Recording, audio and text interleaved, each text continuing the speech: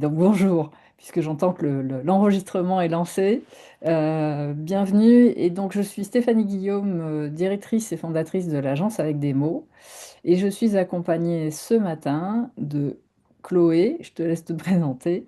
Bonjour, je m'appelle Chloé Schulsinger, je travaille à l'agence avec des mots et plus spécifiquement sur les sujets langage clair. Euh, alors, avant de rentrer dans le vif du sujet, l'agence Avec des mots existe depuis déjà 25 ans. Chloé, je te laisse Et, oui, peut-être et en expliquer. même temps, je vérifie bien que tous les participants peuvent rentrer. Donc, l'agence est une agence de communication éditoriale qui existe depuis 25 ans.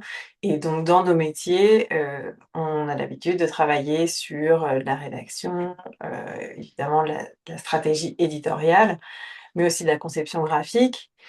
Et on a aussi un volet formation, notamment en lien avec notre activité liée au langage clair, qui est vraiment le moteur, enfin ce qui a initié notre activité formation, puisque, puisque avec cette norme ISO du langage clair qui permet d'acter des règles un peu officielles qui font en sorte qu'un texte puisse être lu et compris par sa cible dès la première lecture.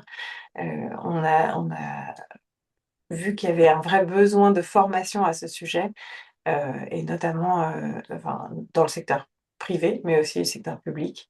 Et il y a une vraie demande à ce sujet, donc notre activité de formation se développe beaucoup autour du langage clair.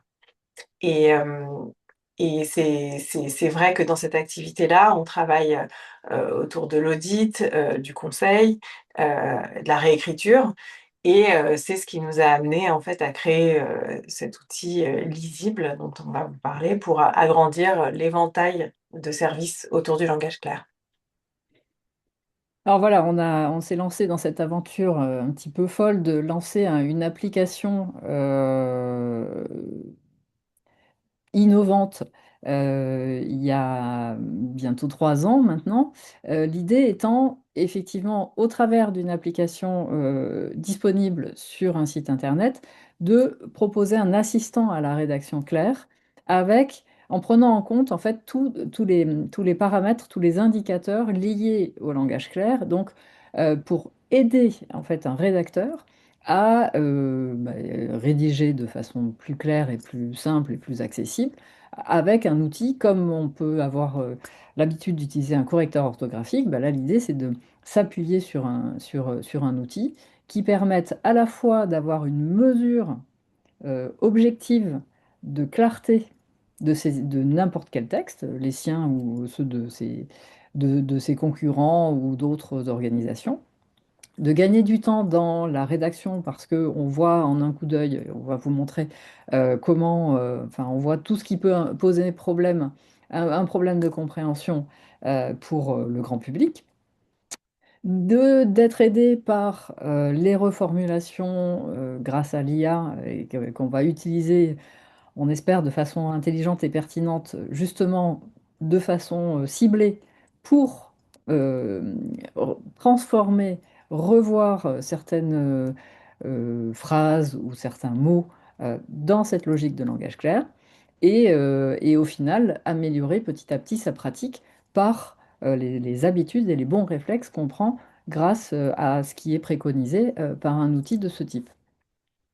Euh, et avant de rentrer vraiment dans la comparaison aujourd'hui, ce qu'on va vous présenter, c'est essayer de travailler, enfin, vous montrer des textes, textes réels, hein, que vous allez voir qu'on a pris dans différentes configurations d'organisation publique, pour vraiment essayer de détecter ce qui pose problème et comment faire pour l'améliorer. Avant, ça peut être, enfin, on se trouve que c'est intéressant quand même de se poser 2 minutes sur la façon dont les Français perçoivent les écrits du quotidien. Euh, Chloé, je te laisse la main. Oui. Oui. Et donc, on a fait une étude, en fait, c'est notre baromètre langage clair. On en avait fait un déjà en 2018 et là, on a renouvelé l'étude en 2025 et ça nous a permis d'avoir des résultats assez intéressants qu'on souhaite vous partager ici. Donc pour commencer, ce chiffre édifiant, de un Français sur 3 qui ne comprendrait pas toujours ce qu'il lit. Donc, voilà, la question c'était: en général dans votre vie quotidienne, êtes-vous confronté à des textes dont vous ne comprenez pas la signification? C'est du déclaratif, hein, comme réponse, donc on peut imaginer qu'il y a peut-être quand même encore une marge. Et donc à ça, 31 ont dit: «Oui, tout à fait» et «Oui, plutôt», dont, 39 chez les moins diplômés. Voilà, donc ça, quand on se rend compte de ça, et effectivement, enfin, je pense que vous êtes, enfin, si vous êtes là, c'est que vous avez bien pris conscience, sans doute, euh, des difficultés qui peuvent être rencontrées, et par tous, hein, on voit bien. Alors évidemment, c'est un peu plus fort chez les moins diplômés, mais là, c'est vraiment une étude sur 1000 Français, un échantillon représentatif, et donc, voilà, une personne sur trois qui au quotidien, bah, se retrouve un peu mal à l'aise en fait vis-à-vis d'écrits qui ne sont pas bien compris. Et donc, enfin, c'est là qu'on voit que la complexité du langage devient vraiment un révélateur et parfois un amplificateur des inégalités sociales. C'est vraiment, enfin, voilà, c'est un chiffre édifiant. C'est pour ça qu'on commence par celui-ci. Oui, petite précision, n'hésitez pas, hein, comme d'habitude, enfin, si vous avez des questions en cours de route. Là, je vois que on n'est pas très nombreux par rapport aux inscrits, mais comme souvent. Mais donc, n'hésitez pas, si vous avez des questions en cours de route, enfin voilà, soyons dans l'interactivité sans aucun problème. Par le chat, du coup. Oui. Alors, une deuxième série de chiffres sur la façon dont les Français réagissent face à l'incompréhension. Donc, face à un courrier ou un mail qu'ils ne comprennent pas, il y aurait près d'un Français sur deux qui irait se renseigner sur Internet. Alors, c'est probablement un bon réflexe, mais encore faut-il savoir où aller chercher la bonne information et trouver la bonne information. Euh, 1 sur 10 qui ne ferait rien. Donc ça serait quand même vraiment, bah, ça a vraiment des conséquences de jeter un courrier à la poubelle. Et 1 sur 4 qui appellerait l'entreprise. Et là, on a toutes ces problématiques un peu d'encombrement des lignes téléphoniques qui pourraient être libérées au lieu de passer du temps à expliquer des choses qui auraient pu être comprises dès la première lecture. Et en complément, on aime bien ajouter que 45 ont déjà abandonné la lecture d'un document en raison de sa complexité. Donc on voit vraiment que c'est des freins très puissants. Hem et ça ne fait que nous motiver pour continuer à aider tout le monde à écrire, de façon plus simple et plus claire. Ensuite, on aime beaucoup ces chiffres sur l'impact émotionnel de la complexité.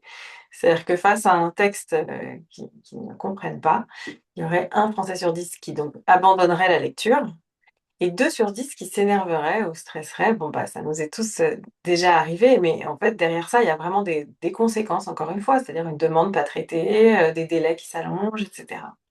Et donc la question était: quelle est votre première réaction face à un texte que vous ne comprenez pas? Donc 64 disent: «Je relis jusqu'à ce que je comprenne». Ça vous est peut-être, déjà arrivé.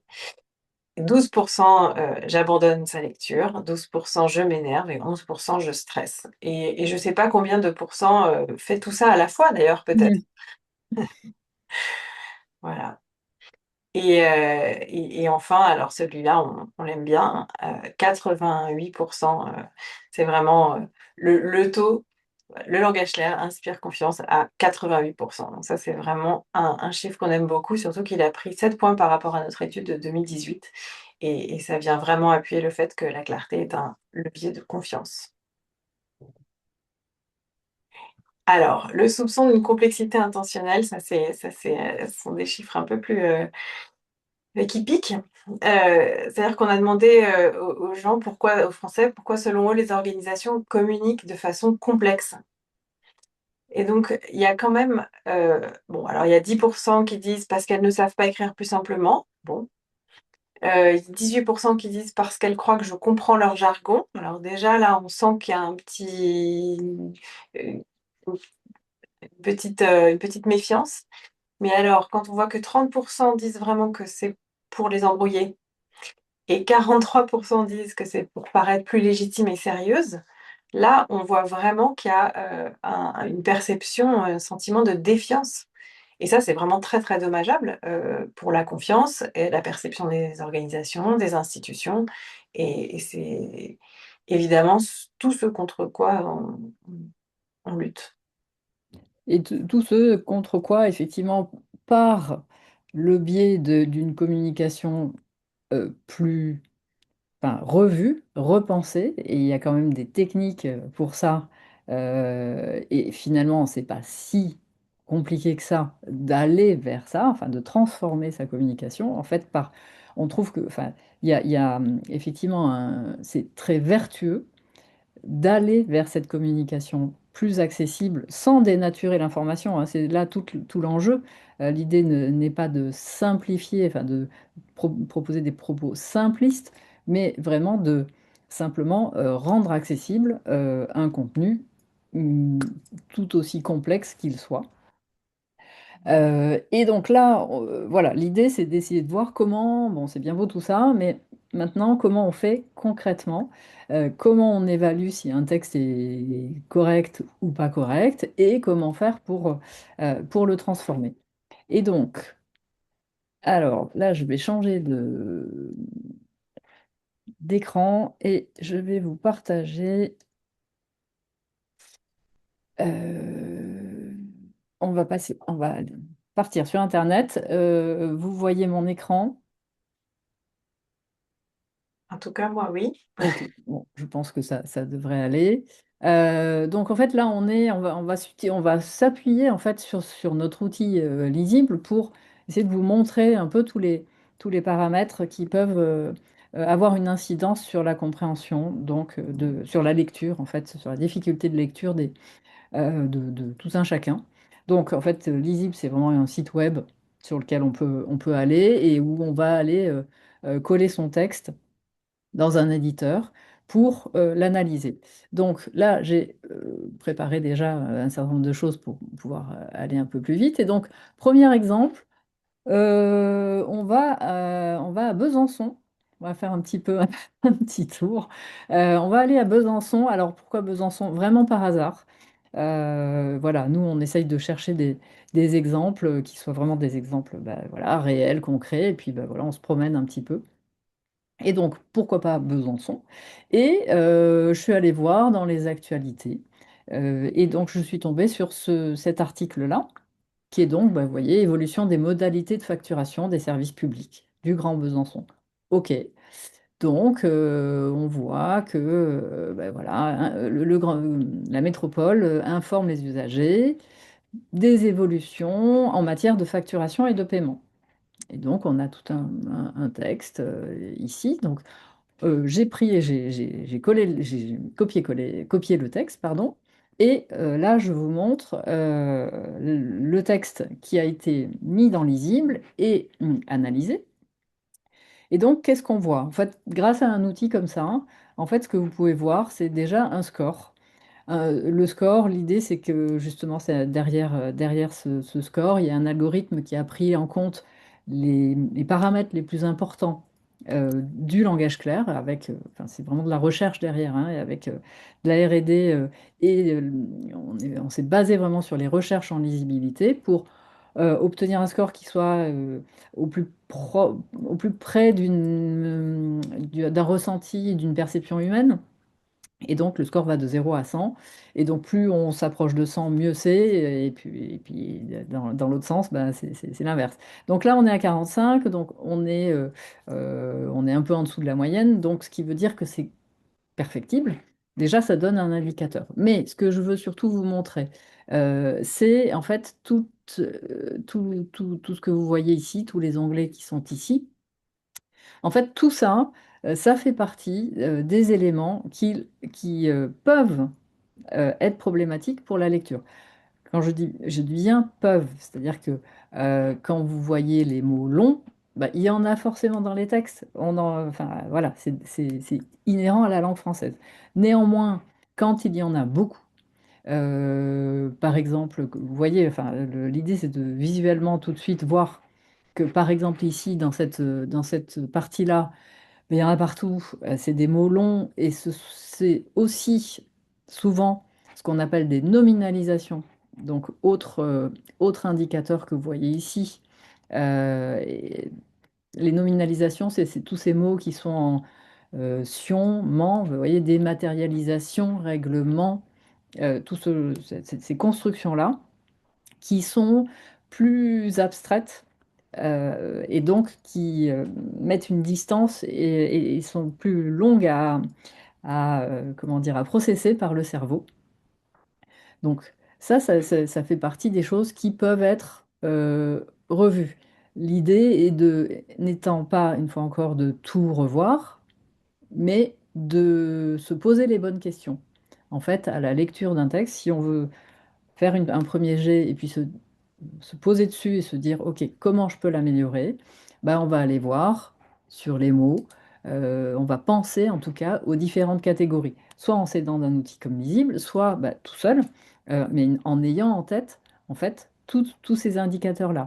Les mots complexes, alors dans les mots complexes, on a en fait regroupé tous les mots techniques, donc tout le jargon, et tous les mots aussi soutenus et abstraits. Parce que, toujours pareil, l'abstraction, bah forcément, c'est plus difficile à manipuler comme notion. Et donc, enfin, voilà, ça peut poser un problème. Il y a un autre élément dans les mots, ce sont les abréviations. Alors, les abréviations, elles ne sont pas toutes problématiques. Par exemple, la SNCF, bah, SNCF, personne ne dira autrement que SNCF. Donc, ça, c'est rentré dans le langage courant. En revanche, ici, vous voyez DGFIP ou ASAP, d'ailleurs, c'est marrant, je n'avais pas remarqué, mais ASAP, On bon, ne voit plus l'écran juste, pour info, le on partage. voit plus l'écran. Non. C'est intéressant. Euh, Alors, je vais arrêter le partage et je vais le relancer. Plus du tout? Ah alors ah bah, c'est juste Ah, moi. si. Ah ben voilà. Chez les participants, ça fonctionne. Alors, très bien, je m'en passerai. Ah là, je le revois. Ah Voilà. bon. Bon. Alors, tout va bien. Mmh. Ok, donc oui, effectivement, DGFIP ou ASAP que je ne connaissais pas, voilà, ça permet de tout de suite se dire, ok, est-ce que je laisse l'acronyme comme ça, est-ce que je l'explique, etc. Un autre des éléments à prendre en compte, ce sont les emprunts, que ce soit des anglicismes ou des latinismes. Et ça peut aussi être, bah, quand ça peut être modifié, bah, on le fait. Euh, Également les mots, alors les mots peu courants, donc qui sont d'un registre de langue soutenue, ou en tout cas peu, enfin voilà, effectivement peu utilisés dans le langage de tous les jours. Pareil. Alors il y a des mots qui vont être, qui évidemment qui appartiennent à plusieurs catégories. Par exemple, dématérialisation. Comme vous le voyez ici, c'est un mot long, c'est un mot complexe, c'est une nominalisation et c'est un mot peu courant. Donc tout ça peut permettre de faire des choix ensuite. Voilà. Et la deuxième, donc là on est sur les mots, et je vous montrerai sur d'autres exemples les autres indicateurs que j'ai pas enfin, sur lesquels je ne m'attarde pas tout de suite. L'autre élément qui est très important, c'est la syntaxe, en fait, la façon dont les phrases sont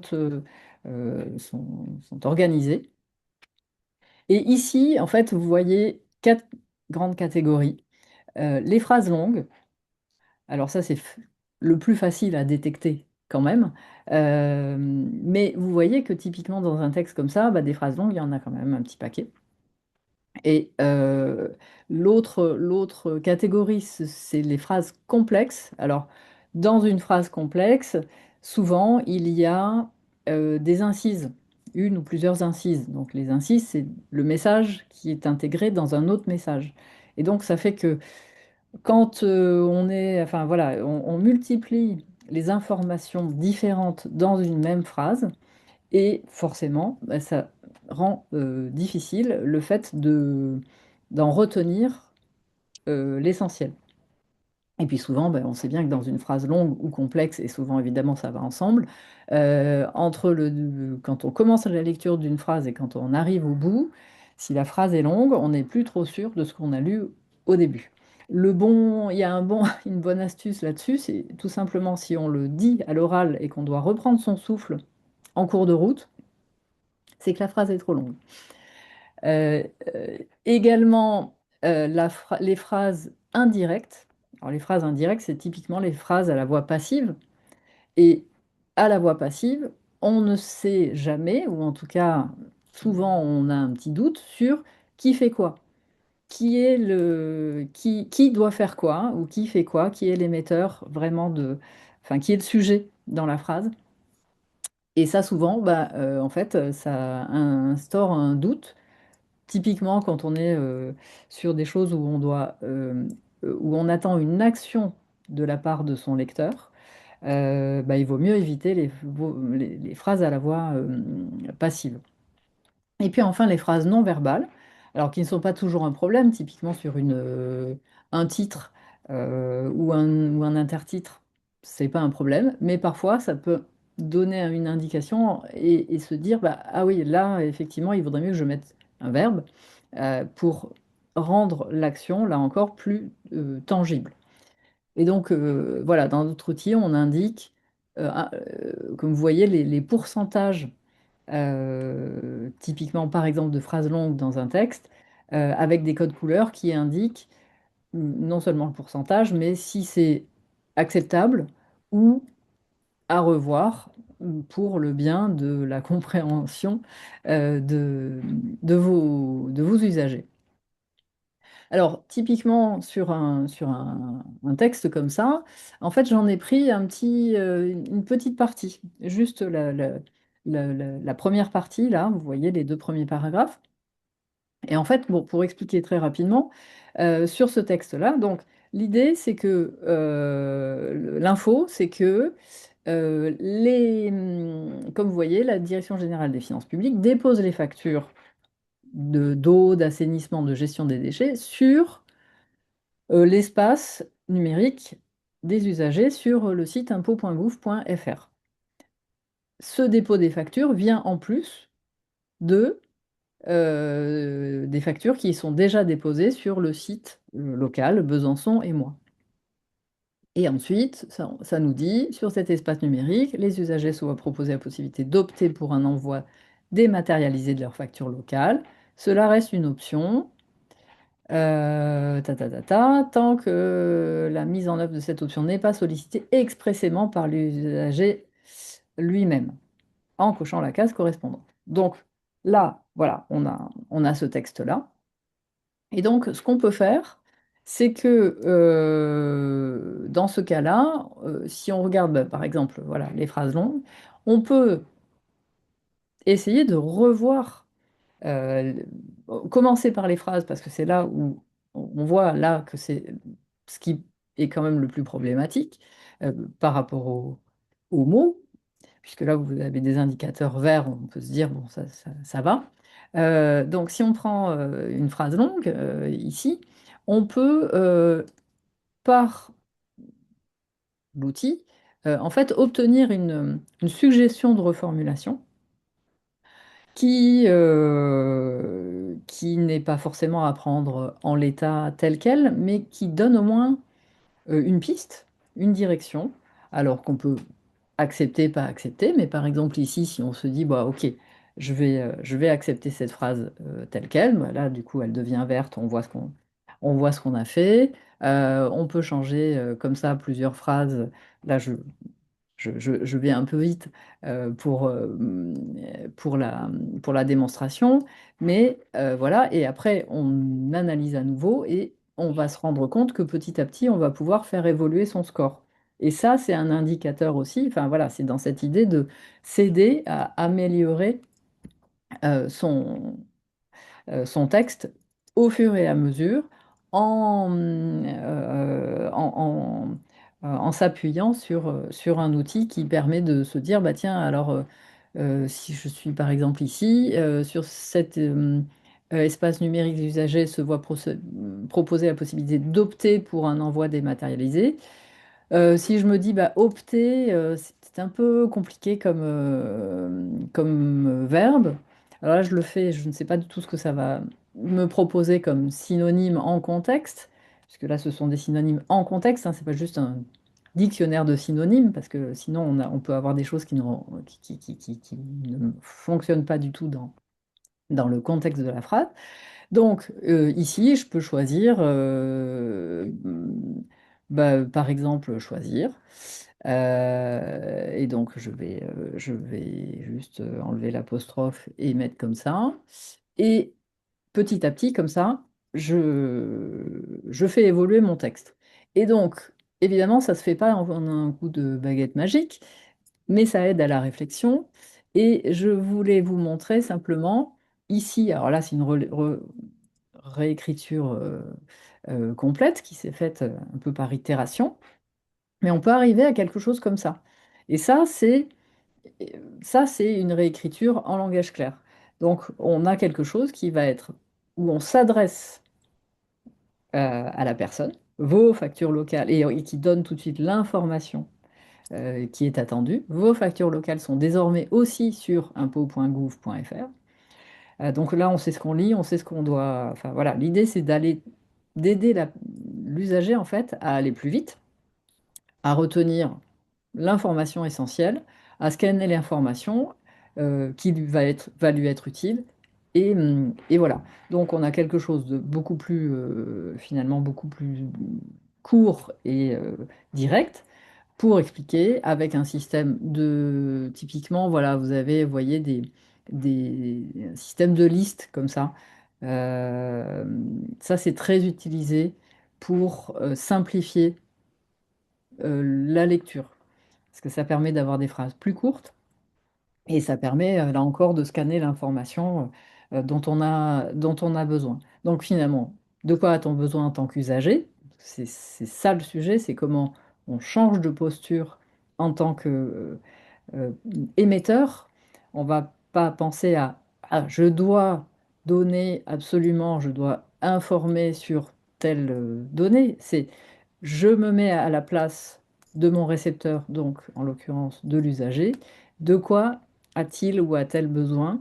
Quelles sont les informations utiles pour lui ou pour elle? Et donc voilà, on transforme le contenu comme ça.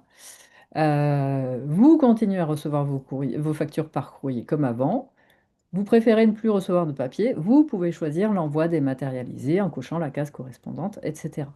Et là, on voit que, bah, vous voyez, avec une réécriture comme ça, bah, on peut avoir cet indicateur qui est quand même intéressant aussi pour se dire, OK, j'avais l'impression quand même que j'avais fait un truc qui était pas mal, mais le score me confirme qu'a priori, c'est quand même pas mal. Et puis, voilà, on voit toujours qu'il y a encore des phrases qui peuvent être considérées comme complexes, mais c'est pas grave. Dans l'ensemble, on a réussi à faire quelque chose de beaucoup plus compréhensible, beaucoup plus accessible.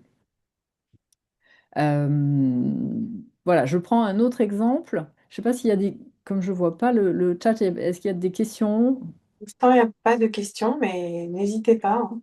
Ok. Alors, je prends. Est-ce que déjà peut-être enfin, est-ce que Est-ce que ça vous a plu? Est-ce que vous êtes convaincu par cette version? Moi, oui, en tout cas, hein. euh, Beaucoup plus digeste. bon, je continue. On prend Oui. un autre exemple. On va chez Amélie, enfin l'assurance maladie. On a pris cette page qui est donc sur les soins programmés à l'étranger, votre prise en charge. Donc l'idée, c'est d'expliquer ben, comment ça se passe quand on va se faire soigner à l'étranger et on va simplement s'attarder cette petite partie sur les soins dans un état de l'UE au Royaume-Uni ou en Suisse. Donc pareil, euh, si on copie ça dans Lisible, on a un score de 50, donc c'est moyen. Et vraiment l'objectif, vous voyez, il y a des codes couleurs, on a essayé de faire quelque chose justement de tout de suite immédiatement compréhensible. Donc quand on va dans le vert, déjà, c'est mieux. Donc l'objectif, c'est quand même d'aller au-delà sur des contenus de ce type, parce qu'on n'est pas sur des choses techniques. Vous voyez, on n'a pas pris des choses quand même hyper complexes. Donc c'est pas tant là, on n'a pas de problème de jargon, voilà, de choses très de registres de langue très complexes. En fait, c'est vraiment dans la structuration de l'information et essentiellement sur les phrases que on va pouvoir voilà, repenser les choses. Là, ce que je voulais vous montrer sur ce texte-là, c'est que bah, typiquement dans un texte comme ça, on voit qu'il y a plein d'abréviations. En fait, c'est toujours les mêmes, mais ça alourdit quand même un peu le texte potentiellement à la lecture, ou en tout cas on peut se poser la question. Alors parfois, on est dans un contexte où on ne peut pas faire autrement. On ne peut pas faire autrement que utiliser par exemple ici UE, alors avoir, bon, mais ou si vous êtes selon l'organisation dans laquelle vous êtes, vous pouvez être contraint d'utiliser tel ou tel acronyme. Euh, voilà, parce que c'est comme ça. Et alors dans ces cas-là, nous, on a mis en place quelque chose qui est une liste rouge et une liste verte. Ce qui permet de ne pas être tout le temps à se dire, bah oui, mais je vois bien, ok, c'est souligné, mais moi, je peux rien y faire. Et donc, par exemple, si on prend UE, par exemple, on a donc un système de dictionnaire et on peut se dire, ok, je vais l'ajouter à ma liste verte de manière à ce que dans le texte, en fait, dans les textes qu'on analyse, on n'ait plus cette visualisation. Là, j'ai mis UE, bon, ben, on le voit plus. Ça ne veut pas dire que c'est pas pris en compte, mais ça veut dire que simplement, bah, voilà, comme on sait que de toute façon on peut rien y faire, eh bien, voilà, il n'est pas nécessaire de le voir sans arrêt. À l'inverse, bah, si imaginons que soit interdit d'usage dans votre organisation, bah, vous pouvez le mettre dans une liste rouge et à ce moment-là, ça sera quelque chose qui sera détecté dans cette partie-là. Ma liste rouge, ça permet de tout de suite voir s'il y a un mot qui ne doit absolument pas être utilisé selon votre charte éditoriale maison.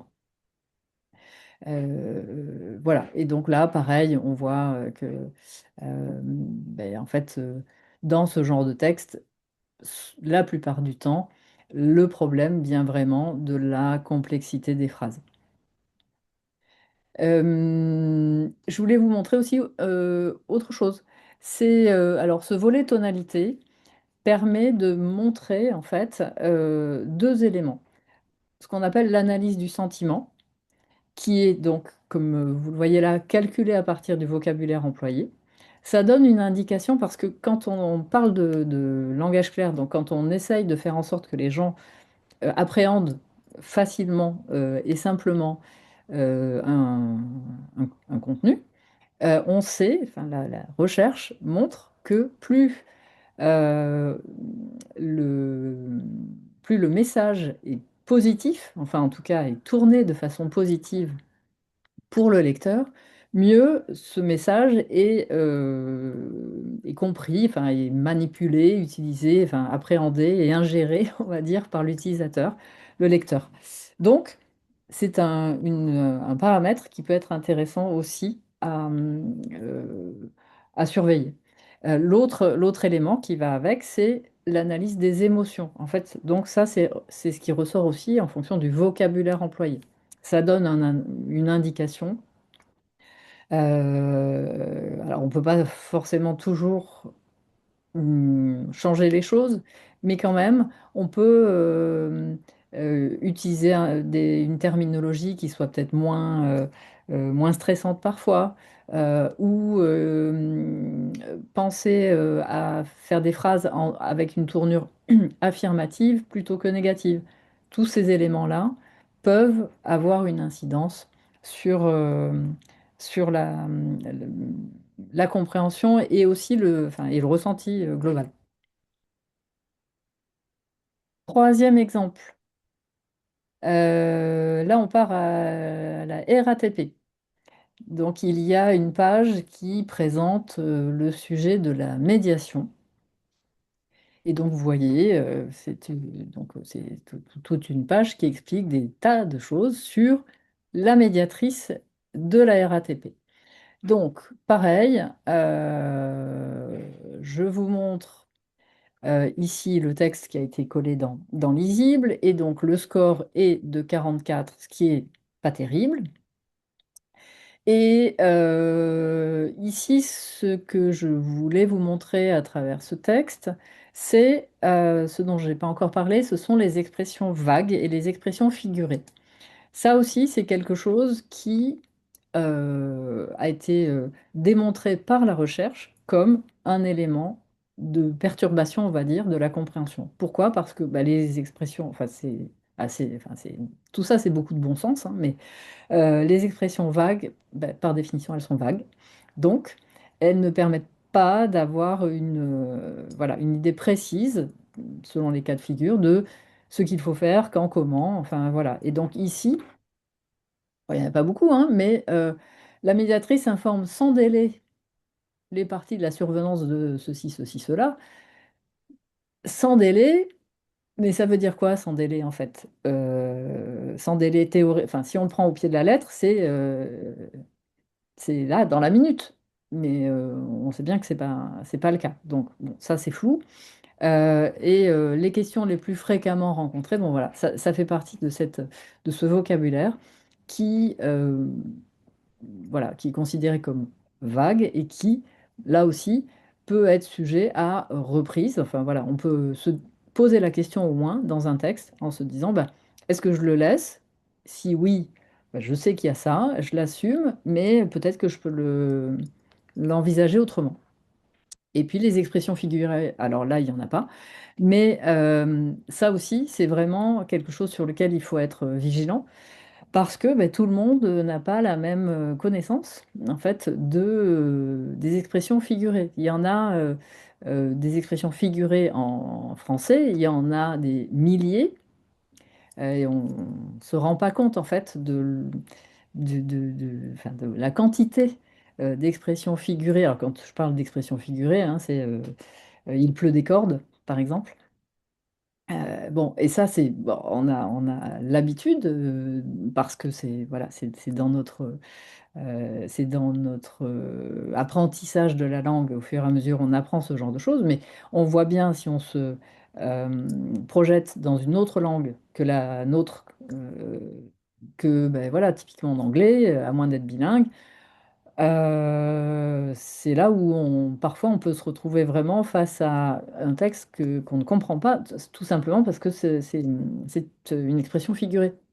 Et donc, il faut se dire que en français, ben, il y a un certain nombre de gens qui ne maîtrisent pas toutes les expressions figurées, et donc ça peut vraiment poser enfin, ça peut créer des malentendus qui peuvent être dommageables, surtout pour une communication publique au plus grand nombre. Voilà, et je voulais vous montrer aussi, pardon, le volet recommandation. En fait, ça, c'est une fois encore dans cet outil, on a essayé de proposer quelque chose qui permet d'avoir une action comme le ferait un réviseur professionnel. Et donc là, vous avez en fait un certain nombre d'items. Vous voyez, objectif clair, information essentielle, utilité pour le lecteur, organisation globale et personnalisation. Ce sont des éléments qu'il faut toujours garder en tête quand on essaye d'écrire de façon claire et simple.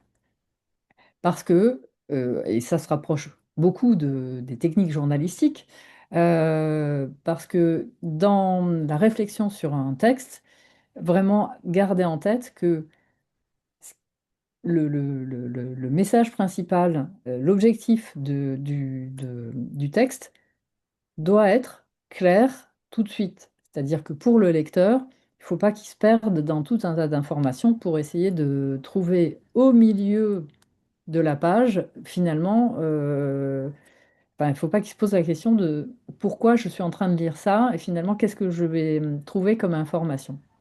Et donc là, typiquement, l'idée, c'est d'avoir un retour, un feedback immédiat sur le texte que vous voulez analyser, qui va vous dire, comme donc le ferait un expert, bah c'est bien, c'est pas bien, et comment faire évoluer le texte. Et donc typiquement là, par exemple, cet item objectif clair, vous voyez, le texte présente la médiatrice de la RATP, mais n'indique pas clairement dès le début à quoi sert ce contenu pour le lecteur. Avec une suggestion, ajouter une introduction simple qui explique le rôle de la médiatrice et ce que le lecteur peut attendre de la page, et un exemple de phrases qui pourraient être en phrases d'accroche. Et tous ces éléments-là, l'idée, c'est vraiment de, là encore, donner des éléments de conseil pour être aidé dans la révision ou dans l'optimisation d'un texte en langage clair. Deuxième item, les informations essentielles. Ça veut dire, est-ce qu'on a bien donné au lecteur toutes les informations utiles, en fait, pour avoir une idée claire, enfin, pour qu'il n'y ait pas de frustration à la lecture.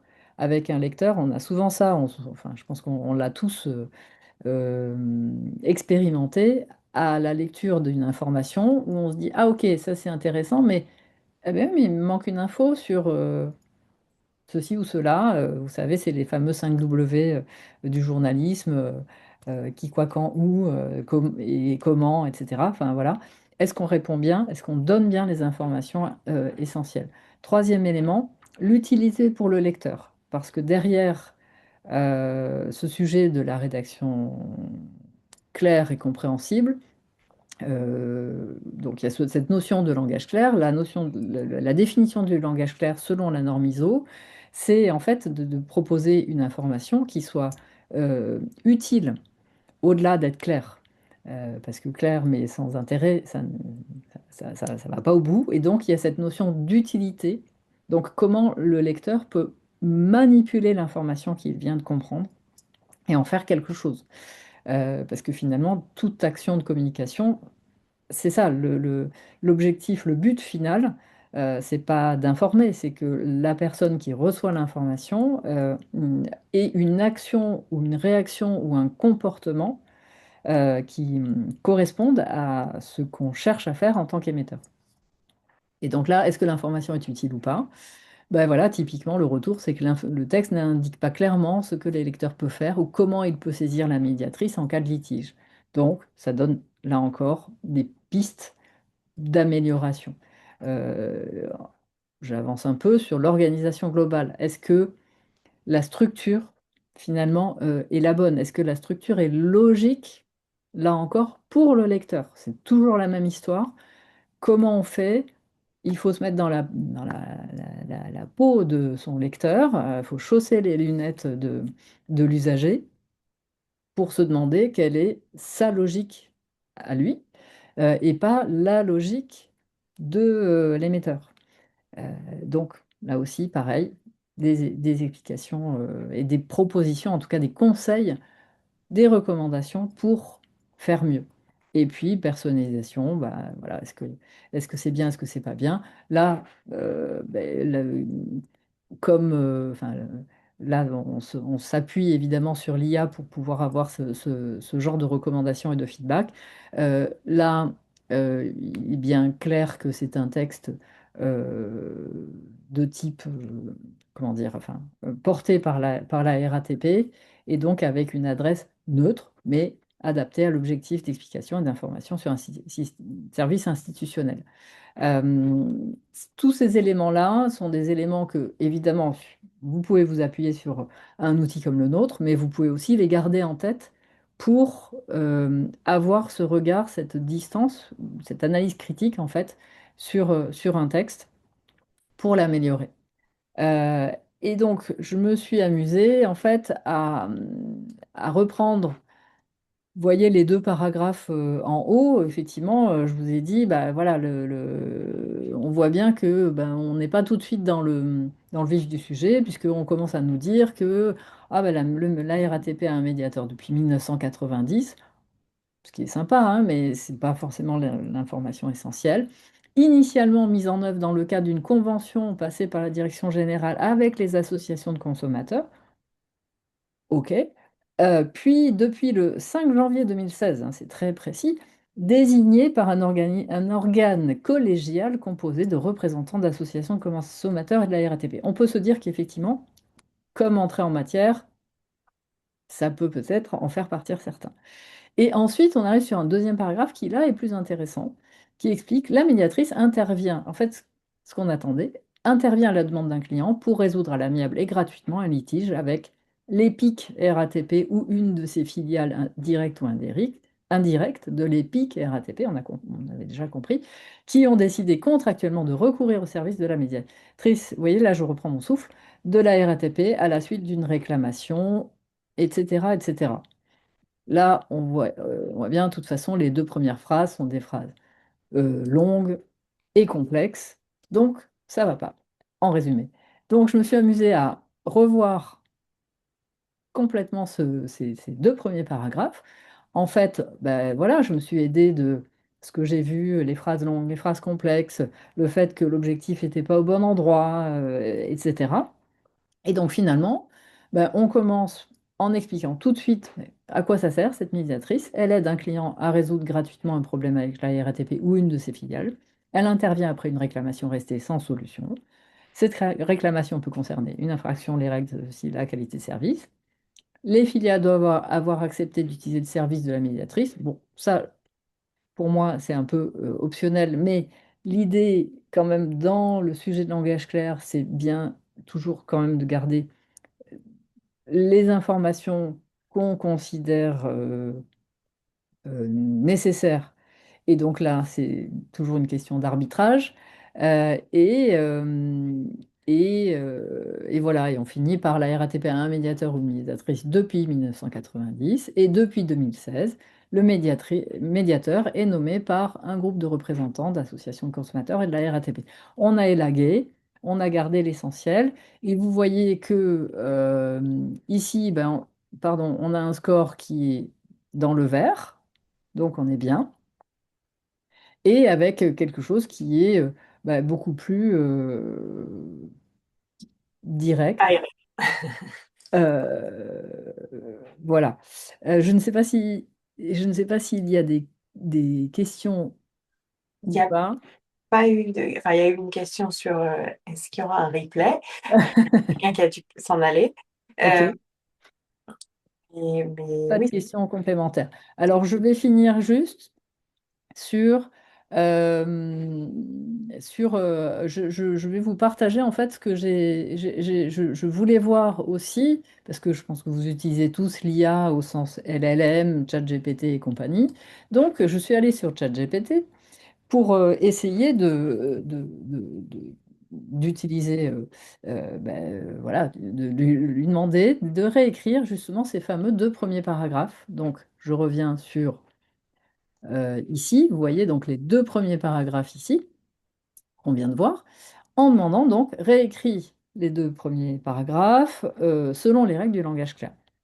Et donc, voici ce qui est sorti de cette demande.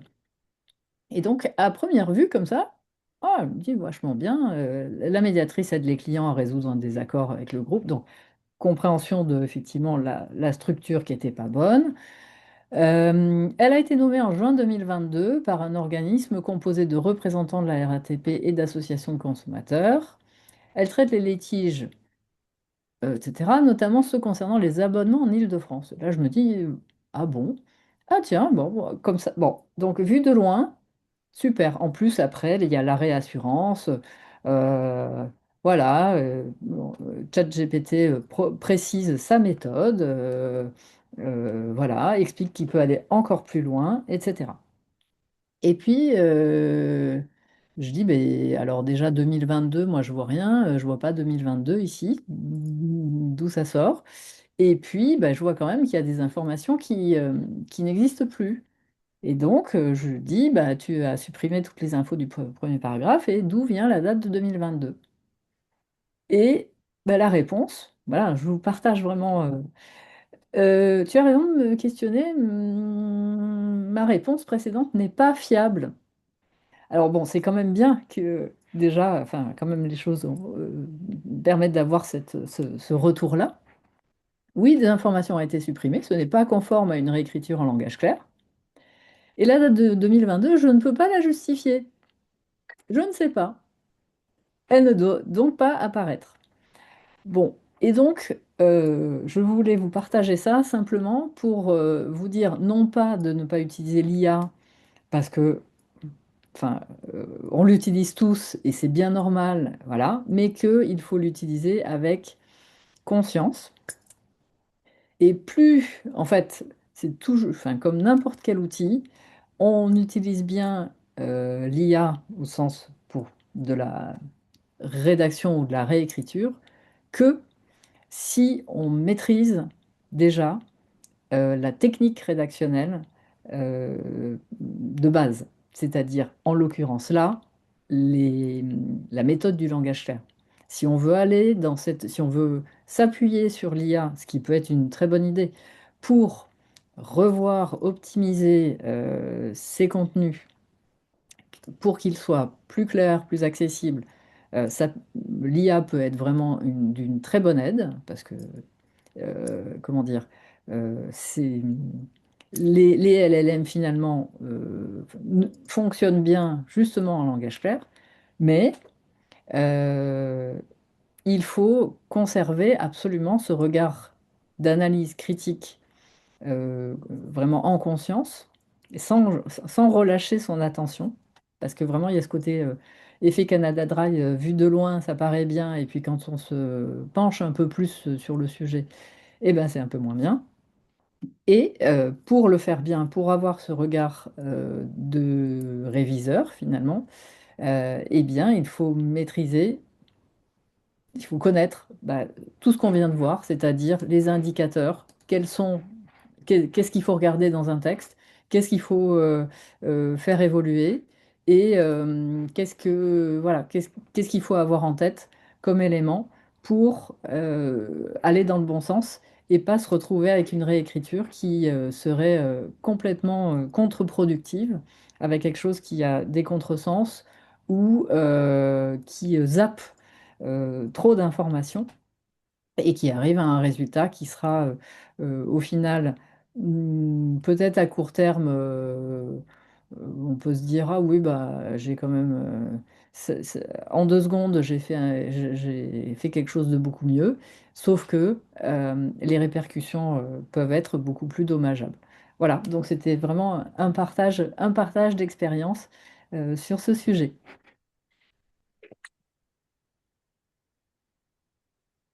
Je ne sais pas si vous avez des remarques, des retours.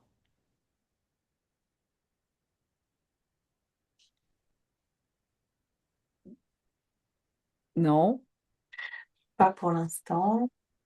Alors, on va juste terminer sur la façon dont on peut travailler sur tout ça. Et comme le disait Chloé au début, bah, en fait, nous, on croit beaucoup à la formation, notamment. Parce que ben voilà, quand on travaille, veut améliorer les choses, quand on veut aller dans le sens de plus d'accessibilité et de lisibilité des contenus, bah, on peut, enfin, le fait d'une part d'auditer, c'est très important pour avoir un état des lieux, mais ensuite, former les gens justement à toutes les techniques qu'on a abordées un peu là par des exemples d'avant-après, ça c'est fondamental pour faire évoluer aussi les habitudes, la culture interne et ancrer les bonnes pratiques. Voilà. Évidemment, après, il y a la technologie, comme ce que vous venez de voir sur Lisible, comme l'IA, mais avec les bémols que j'ai indiqués. Bien sûr, le fait de pouvoir s'appuyer sur des prestataires extérieurs et l'importance de la mesure. Parce que justement, pour voir les avant-après, pour évaluer comment les choses évoluent, pour tester auprès des utilisateurs et se rendre compte de la façon dont justement les gens perçoivent, ressentent les communications qui sont faites pour eux, en fait, bah, ça nous semble vraiment fondamental pour être dans cette dynamique vertueuse du langage clair. Alors, on a une question. euh, Existe-t-il une formation pour se spécialiser en langage clair et faire valoir un certificat de formation auprès de l'employeur? Alors, on a une formation pour se spécialiser, enfin, sur apprendre à rédiger en langage clair, mais enfin, il y a toujours un certificat, une attestation de fin de formation que vous pouvez remettre à votre employeur, mais notre formation n'est pas certifiante. Il n'y a pas de, il y a pas de formation certifiante aujourd'hui en langage clair en France. Pour la petite histoire, on a tenté le coup, c'est-à-dire pour voilà, faire en sorte que la formation devienne une formation certifiante. Pour l'instant, les organes compétents pour parler pas en langage clair considèrent que c'est pas voilà, c'est pas un sujet suffisant pour devenir une formation certifiante comme celles qui peuvent exister. Néanmoins, petit à petit, en fait, la réglementation évolue. C'est-à-dire qu'il y a de plus en plus d'éléments qui vont dans le bon sens. C'est-à-dire que vous avez quand même, on peut parler du RGPD, où il y a des articles vraiment qui nomment précisément la nécessité de rédiger en termes clairs, précis, accessibles, compréhensibles, etc. Il y a le European Accessibility Act qui va dans le sens de plus d'accessibilité, alors qui parle essentiellement de technique, mais quand même, qui parle aussi un peu de langage, qui commence à réglementer les choses, notamment au niveau, enfin pour les établissements financiers, banques, où là, ça, dans cet acte d'accessibilité, il y a un niveau de langue qui a été, qui est indiqué, le niveau B2 qui est le niveau maximum attendu pour certaines communications financières. Il y a la norme ISO sur le langage clair qui n'est pas une norme contraignante aujourd'hui, mais on est en train, je fais partie du groupe ISO de travail, on est en train de développer des volets complémentaires à cette norme ISO, avec notamment un volet qui va permettre de certifier des organisations qui utilisent le langage clair. Donc, petit à petit, on y va, mais voilà, petit pas par petit pas. Mais vous qui êtes dans le secteur public, vous êtes nos meilleurs alliés pour, pour avancer sur ce sujet. Bah, écoutez, merci à toutes et à tous. Et puis, on est à votre disposition, évidemment, pour si vous avez d'autres questions enfin, en direct, n'hésitez pas à nous solliciter pour, pour continuer à discuter langage clair. À bientôt. Merci beaucoup. Bonne journée.